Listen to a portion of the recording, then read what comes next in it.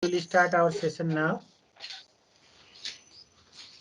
So, okay, it's a student, then let's try for a student. Student ID. So we'll say integer. Then first name, and char 50. Let's say email ID. So let's make it primary key. And then we will do the identity increment. And then we want to give a name to our table. So we'll say save my table. And we say table name is student. So this is our table. So with that, what we do, we go in our Visual Studio, in start a project. What we do, in the model, let's create our model. So we'll go with class and we'll say, I want to create a class with the name student. So it's ready. So as we have a 3 column in our database, and every time when we declare a warning appears in .NET 6, to suppress this warning, either we assign string.mpt or we can off it from setting as well. But this is the feature of .NET 6, so we'll keep it as it is. So in the default, we created a model. Now it's time to create a manually view for this. So we'll go and inside our view folder, we will create a one blank view in the folder called student. So let's a new folder. We'll say student, and within the students, let's add a view. So name of the views, we will say MPT view, so that we write everything manually. So we'll say, okay, this is my index view. So I will create a one manually. Then after I will hope you guys can do other things, as we have seen the code with entity framework as well. So let me show you first a code for the what to say, like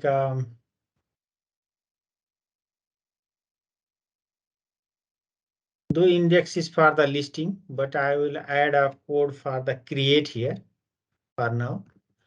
And here we want as a student. So we'll say the title of my view is this, and this is the layout, and this one is the razor syntax. With that, we had referenced our view. So let's add a controller. So we'll say add a controller, and this time I will say we need a MPT controller. So it will not ask anything. It will say, okay, you are good to go. So we'll say yes, student, student. Oh, sorry. In every controller, the last word is controller. Always remember. This one is the special thing that we have to care in ASP.NET MVC. For every controller, it ends with controller. So now we have a student controller, but as our controller is generated with MPT, we need to inherit a base controller. So to inherit a base controller, we will check how to inherit. We'll just copy this one and inherit our base controller. So this one will generally return our view that we just created. To confirm that,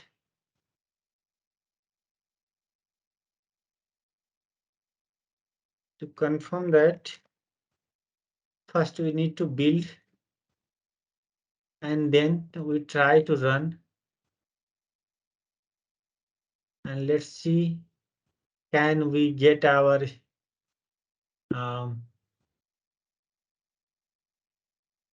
view on the top of browser. So this one, sorry, this is our controller name. So I will go over here in debug mode and we check that is our view is coming in the browser or not. As we are doing the thing manually, it takes time, but I hope you guys will learn with that. So this is our view that we created. Now we want to create a form manually. So how do we do that?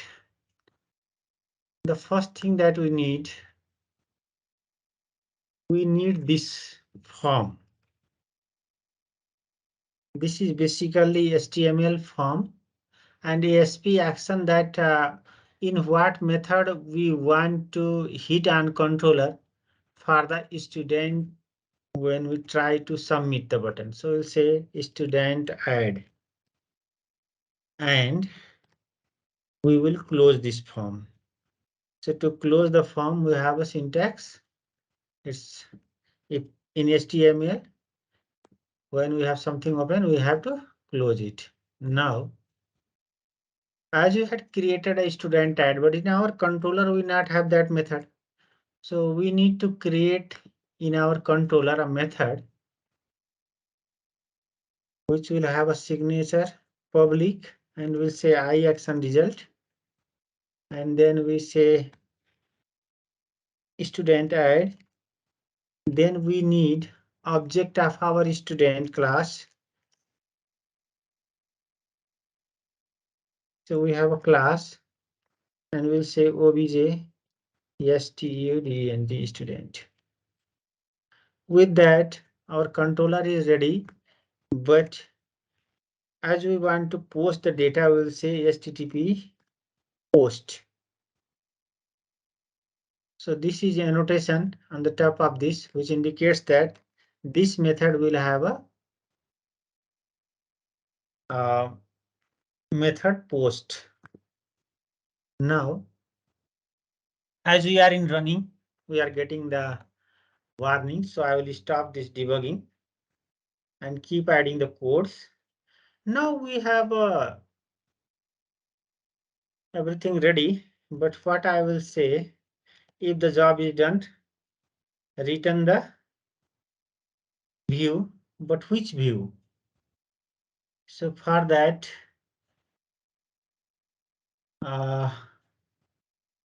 we can say return the model that we have for now, and the model is this one for now. With that, we have to check whether our model is valid or not. So we'll say model dot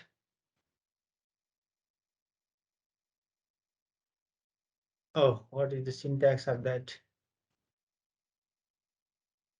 Just a second, guys. I also do not remember everything. So this is the thing that we want to check. So it's a model state basically. So if it's valid, then we have to save in our database. And if it's not valid, then we'll just return the model and say that something error is there. And this is the special MVC syntax, like to return in any action. So basically what we are saying that after completing this job, just return this view, go in that and return this one. So with that, we just created a blank thing. Now we have to use our SQL handler to create the data inside the database. So for that, what we need to create SQL handler object. SQL handler object. So this one is the class that I had given you, and we'll say obj SQL handler equals new SQL handler. Now, as we know, we have to create a parameter as well to pass the data from over here. So currently I'm writing everything inside the controller, but generally we do it in different layer. But for now, for the easy purpose, I'm going to create a parameter collection. So I will copy everything from here and modify as per our need. So this time we need student dot first name and student dot last name, and we need one more email ID. Now we have to correct this parameter as well. So as I had given everything same, we will repeat it. So our parameter is good, and we have to fix the name of this object. So it's ready. Now we have to create store procedure for this. So we will say our store procedure name is student.add. So copy this name from here and let's go in our SQL server. We'll create procedure, and as we know, we need this name from here. So we'll say at the rate, and this one is nvarchar 50. So similar, we need a last name as well. At the rate nvarchar 50. At the rate. I'm typing everything manually so that you guys learn.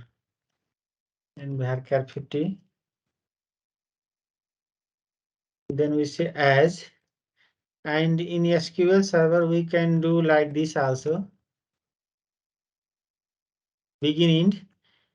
This is exactly similar as the opening a bracket and closing it. But as we have a very simple syntax for the insert, so we will not use a begin end for now.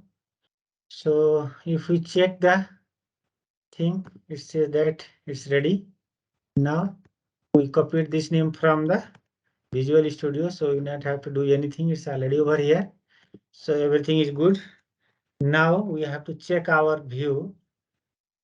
We not have any field over here. So we need to create something called input type, and then we say this is my text box.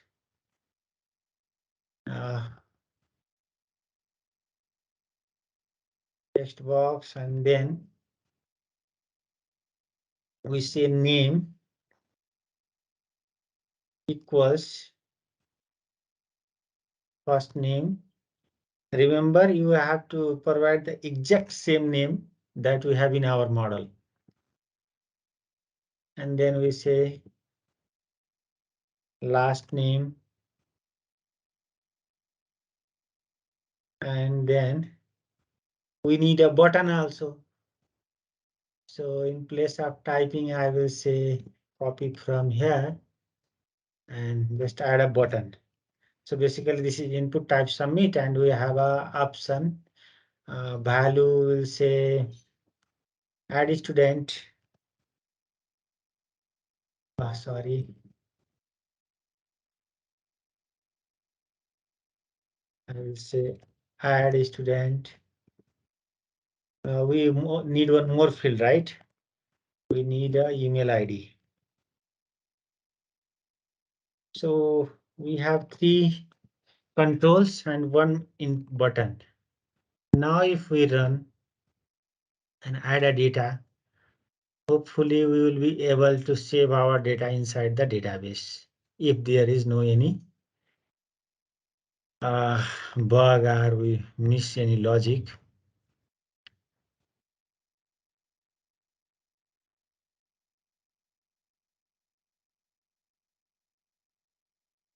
So we have a form.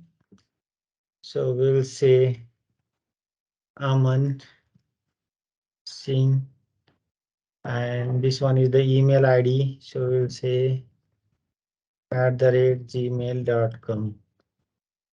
If I will, let's keep a debugger so that we can see at least we are reaching in our controller or not. Sometime there may be the case. So finally we arrived in our controller, and if we see, we have a value, email ID, first name, last name, everything. As a student, we are not passing student ID, so it's a 0 for now. And if we try with F10 step by step, so we have a SQL handler and we have a parameter collection.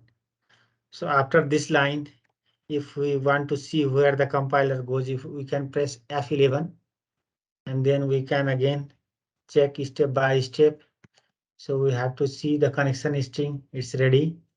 Now F10, so everything will be executing as per plan. So this time this will loop 3 times as you have 3 parameter.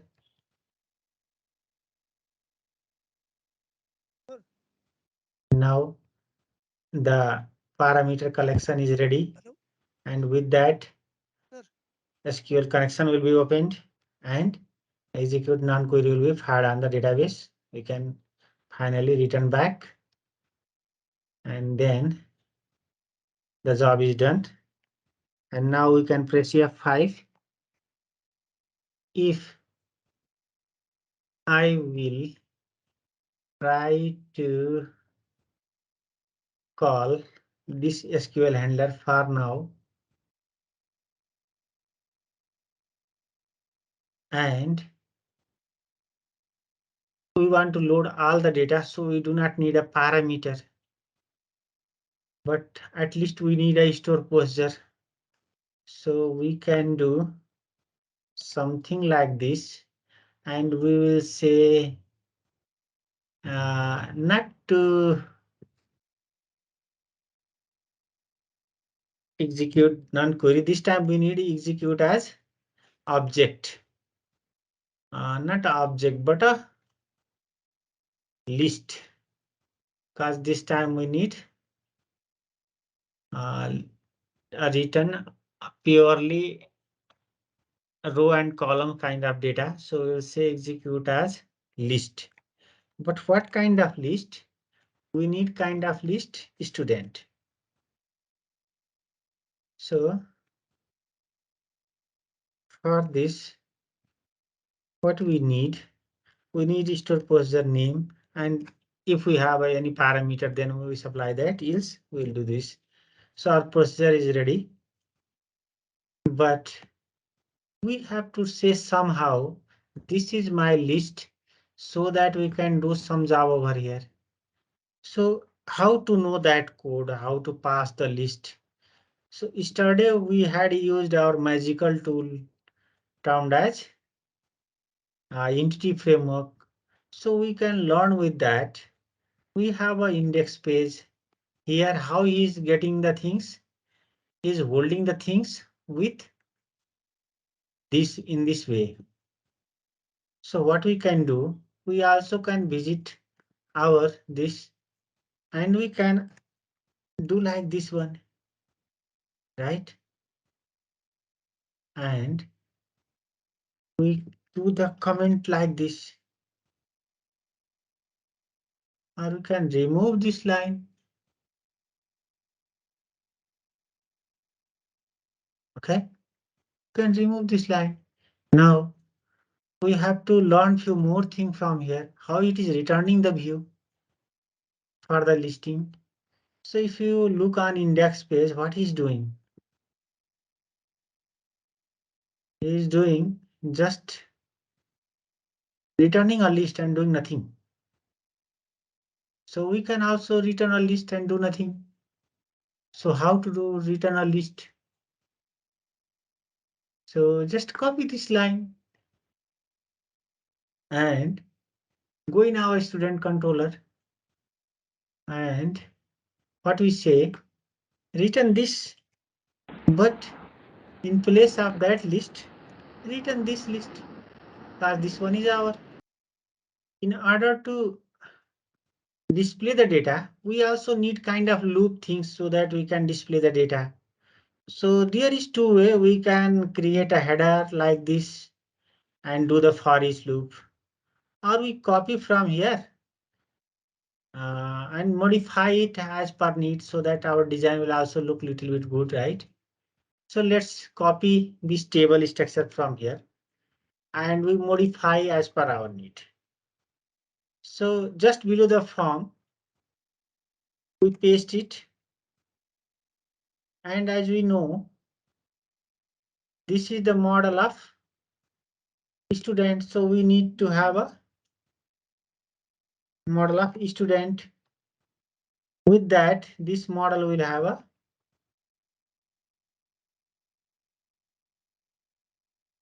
first name and then last name and then email ID. We do not need a bill date and address because we not have that.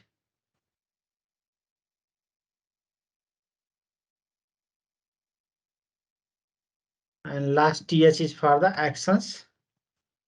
We can say action anything. I'll just leave it. Over here we'll say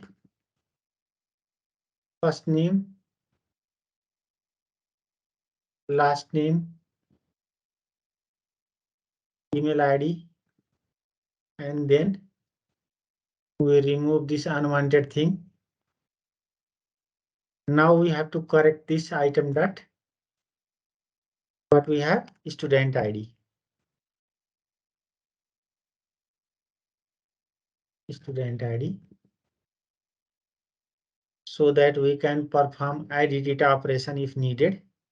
And we not have created these things for now. So though they will not work, but our data will be displayed, hopefully. And we have only one row in our database. Let's see what will happen. So this time, if I will try to run from Visual Studio on our page, so look, we have one list over here. So if I will add one more data,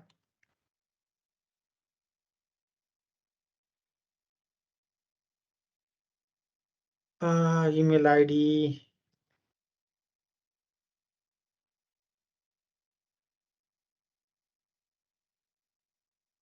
breakpoint is there. So we have one more data. So we had done the add. Similarly, we can perform edit. We can perform details, delete with the help of SQL handler, right?